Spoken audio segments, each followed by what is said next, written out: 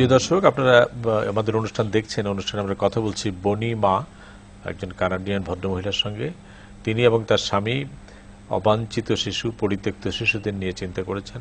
1972 সনে বাংলাদেশ থেকে যুদ্ধ শিশুদের তিনি নিয়ে প্রতিষ্ঠিত করেছিলেন। পরবর্তীকালে তিনি এবং তার স্বামী তাদের এই আকাঙ্ক্ষাটিকে স্থায়ী রূপ দেওয়ার জন্য এখন সারা পৃথিবীতে শিশু স্বর্গ বা চাইল্ড হ্যাভেন নামে একটি প্রজেক্ট শুরু করেছেন। এখন তারা যত শিশু কানাডায় নেন তার চেয়ে বেশি শিশু বিভিন্ন দেশগুলিতে কাজ করে। আমরা এই অংশে সেই বিষয়গুলো নিয়ে কথা বলবো। বনিমা, we just conclude in your before break with a description from your side that how you take the Bangladeshi war child and how you and your husband and your family try to provide them. So now from the papers I have in my hand, I understand that from 1985 you and your husband and your family try to develop this is to a institutional way. You try to develop the children heaven like that, and in Bangladesh you have one center too. Can you just tell something about our new project, how it works? I think that my husband and I were very influenced. We never met Gandhi, but we were very influenced by his example of nonviolence. And have you traveled a lot in India? Pardon? Have you traveled a lot in India? Well, I don't do any traveling except to the children's homes. I see. Then how you know about Gandhi? Well, my husband learned about him in university. I see. So when we met, he told me about Gandhi, and I became very enamored with the whole philosophy, as was my husband. And we decided to set up these children's homes in a Gandhian philosophy. And of course, nothing is ever perfect, but we operate by the principle of no regard for caste, no regard for whether a child is a boy or a girl, they're all equal. Gender. No change of religion, simple living, vegetarian food, people standing on their own two legs, so they need to have education to do that. So that was the philosophy practically compel you to develop this children home. Yes, and that's how we attempt to run our children's homes. I see. You also live a very simple life, as I know from your written CV. Yeah, we do. And then I just learned from this written script that you only have 2 sets of clothes, one only for Sunday, praying day, and you use another set for other 6 days. Well, that was at that point. Now I have more clothes. I wear only saris. I don't wear silk or cotton because they're too hard to take care of. I wear simple polyester georgette that you can wash. Is this sari from India? And hang. Yes, this is probably from Gujarat. Gujarat. Yes. And how you know how to wear the sari? How you know who particularly taught you? Practice. Practice, I see. So how many centers do you have now around the world? We have 9 children's homes. 6 are in India, 1 each in Bangladesh, Nepal, and Tibet. Tibet. So these you're based in Canada, your homes in India, Nepal, Tibet, and Bangladesh. How you manage the thing? Who practically fund it for? Well, I come 4 times a year and visit each home, and the funding comes primarily from ordinary Canadian citizens. We don't receive any government money from any of the countries. We're strictly not political, not religious, and just a charitable, non-profit So you campaign Canada, arrange money, and spend to the job in this part of the world. Is that the way you manage? I'm sorry? So you campaign for this? Oh, yes, yes. We actually have 21 dinners throughout the year, which are fundraising dinners. My husband doesn't travel with me now, but he writes the newsletter, which goes out after each of my trips, which tells people what's happening in the homes, and people send in a donation. And they're not from big organizations or big businesses, they're ordinary people. So you have started your home in Bangladesh. It is in Chittagong. That's right. How did you start that? Well, we knew a friend, Salim, in Canada, I see. who had emigrated to Canada from Bangladesh, from Chittagong. And he kept telling us, come and visit my village, come and visit my village. I'm happy to help Child Haven in India, but I would like to have a Child Haven in Bangladesh. I see. Finally, we said, okay, I will come and visit. So I visited on each of 4 different trips. And then after 9/11, in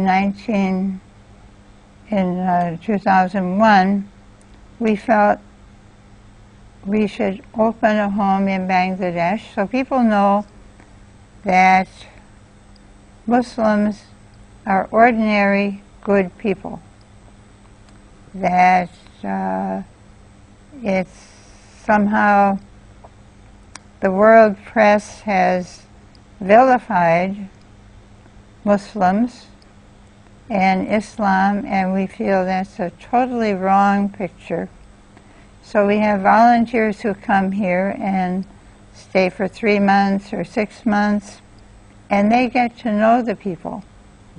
And we have visitors who come and visit occasionally, and we also have this newsletter which talks about the individual children. We're very proud of the home in Chittagong because we have Muslim children, we have tribal children, we have Christian children, we have Buddhist children, and they all get along, and Hindu children, and they all get along very well. And our staff also comes from those backgrounds. I see. Practically, how it runs? Is there any committee there, and We have a board of directors, and we have a wonderful coordinator, Saiful Aziz, who is native to Chittagong, and we were very fortunate to hire him when we first started in 2002. So how you bring the children in this home, or if any well, family people wants? approach us, I see. and we try to visit the home of the child, and we make sure that the child is really a needy child, not a child whose parent thinks, oh, it's a foreign organization, he'll get a better education or a better life. No, we want children who are either orphan or half orphan, and they must be destitute. I see. So until they come to us, they're destitute. And then we provide everything that a loving family would provide if they were able to. I see. Food, medical care. So they live in the home. They live in the home. So in which how old kids can come to? Usually the children here come when they're about 4 or 5 years old. I see. And then they're raised up as cousin brother, cousin sister. And we have a school now in our home, which is from kindergarten through grade 4. And then they go to outside schools. We pay the tuition. And our first children just graduated last year from grade 10. So they're going to 3 very good vocational courses which I think will enable them to find jobs when they leave Child Haven. What is the borderline? How long they can stay in their home? We try to keep the children until they're able to stand on their own 2 legs and be self-sufficient. So they have to have a good education to be able to do that. Not all children are academically inclined, so for those children we try to provide tailoring or catering or plumbing or some job that would, some training.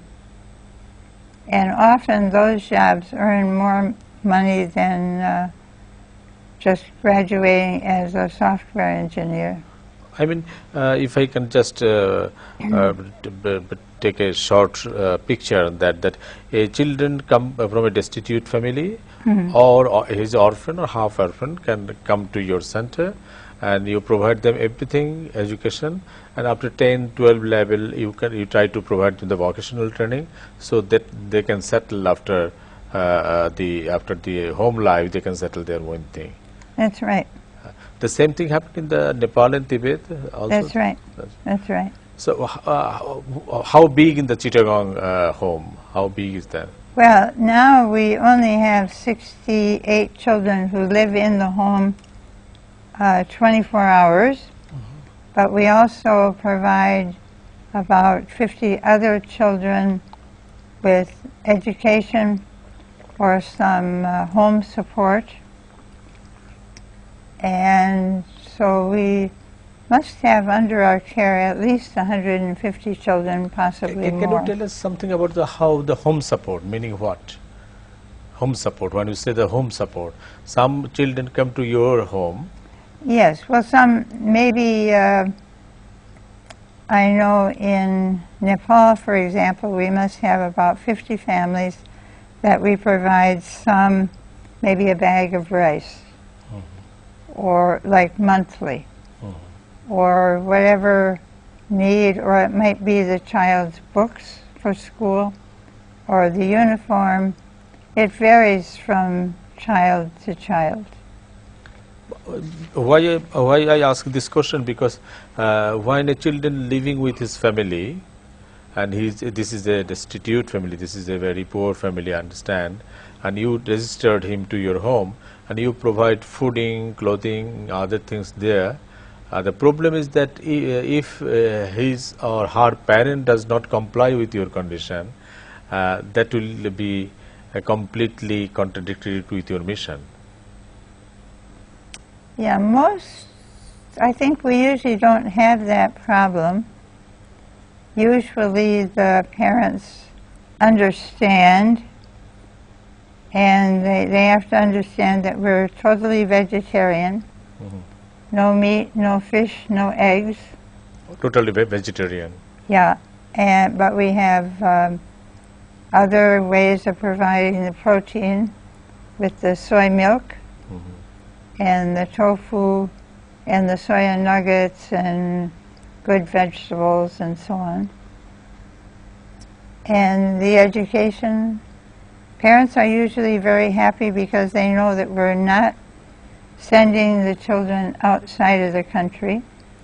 They know that we are taking very good care of them and that their education and medical needs, all their facilities are taken care of. But it's very simple living. I see. So we are in very last space for program.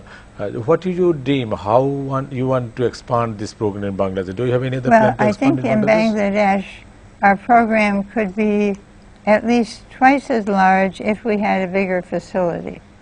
So right now we are in our friend Salim and his family have given us this home to use, but we're at our limit as far as space. So we need to find a space, maybe an acre or more if possible, where we can have a school and the children's home and maybe some training program.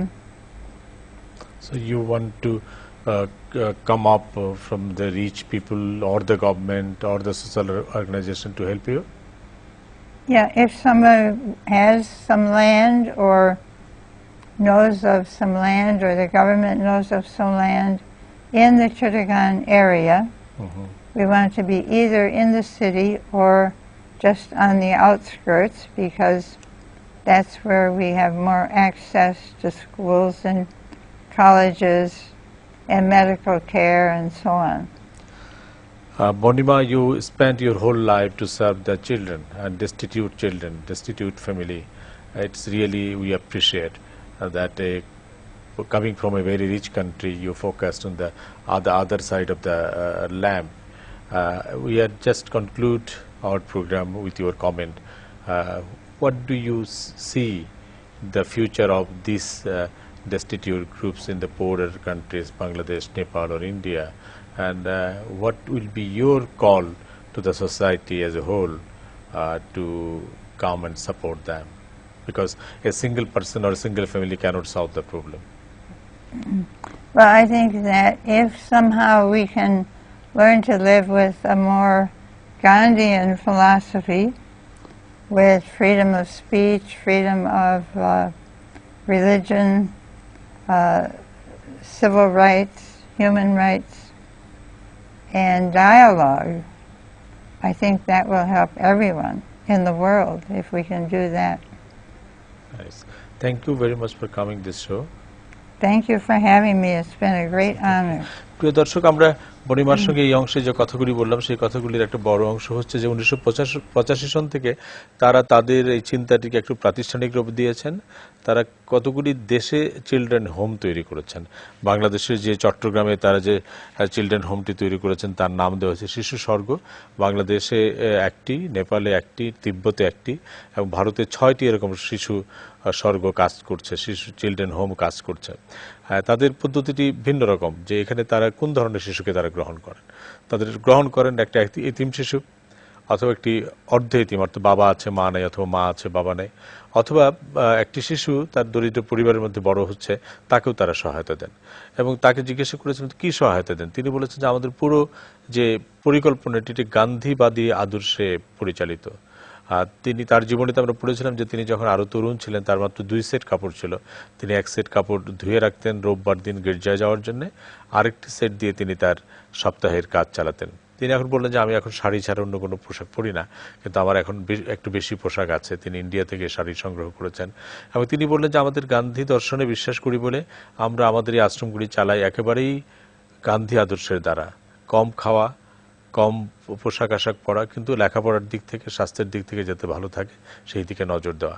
চট্টগ্রামে তারা যে আশ্রমটি করেছেন সেখানে বেশ কিছু শিশুকে তারা আশ্রয় দিয়েছেন এবং তার আশ্রয় কেন্দ্রের বাইরেও কিছু শিশু আছে। তারা 3 থেকে 4 বছর থেকে শুরু করে একটি ছেলে বা মেয়ে যখন ক্লাস 10 বা ক্লাস ইন্টারমিডিয়েট পর্যন্ত পড়ার পরে তাদেরকে ভোকেশনাল ট্রেনিং মানে বৃত্তিমূলক প্রশিক্ষণ দেন, যাতে তারা একটি কাজ করে তাদের সংসারে ফিরে যেতে পারে। এই প্রক্রিয়াতেই তারা চলছেন। চট্টগ্রামের যে সেন্টারটি আছে সেই সেন্টারটি তিনি বাড়াতে চান, এই জন্য তিনি সরকারের বা চট্টগ্রামের বিত্তশালী মানুষের সহায়তা চান। তারা যদি এক টুকরো জমি দেয় তাহলে পরে তিনি এটাকে একটু বাড়ি, একটি স্কুল তৈরি করতে চান, ভোকেশনাল ট্রেনিং করতে চান, একটি হোস্টেল তৈরি করতে চান। এবং তিনি 72 সন থেকে বাংলাদেশে আসা শুরু করেছেন। এই কাজটি শুরু করেছিলেন 1953 থেকে 54 সন থেকে। Vietnam, Japan, Korea, Bangladesh, Nepal, তিব্বত এবং ভারত এই সবগুলি দেশে তিনি কাজ করছেন। তার কথাটি হচ্ছে যে শিশুর প্রতি আমাদেরকে বিশেষ নজর দিতে হবে, বিশেষ করে ডেস্টিটিউট মানে দুস্থ শিশু যাদের দেখবার কেউ নেই, তার জন্য সমাজকে এগিয়ে আসতে হবে। আমি তাকে বলেছিলাম যে এই যে সামাজিক যে সংকটগুলি আছে সেই সংকটগুলি কাটিয়ে শিশুদের জন্য আমরা কি করে বেশি সময় দিতে পারি। তিনি বলেছেন আলোচনা, সমাজের অংশগ্রহণ, তার মধ্য দিয়েই শিশুদের জন্য আমরা অগ্রগতির জায়গাটা পূরণ করতে পারি। আমরা তাকে ধন্যবাদ জানাই, তার স্বামীকেও ধন্যবাদ জানাই। তিনি বছরে 4 বার বাংলাদেশে আছেন এই কেন্দ্রগুলি দেখার জন্য। আমরা আশা করি এর পরের বারও তিনি আসবেন। and we hope that next time when you come we will see that your Chittagong center is more expanded. Thank you. Some people will join with you to help their hearty support. Thank you your husband and your biological kids who helped you to continue with your mission until your last breath of life. Thank you very much. Thank you, thank you.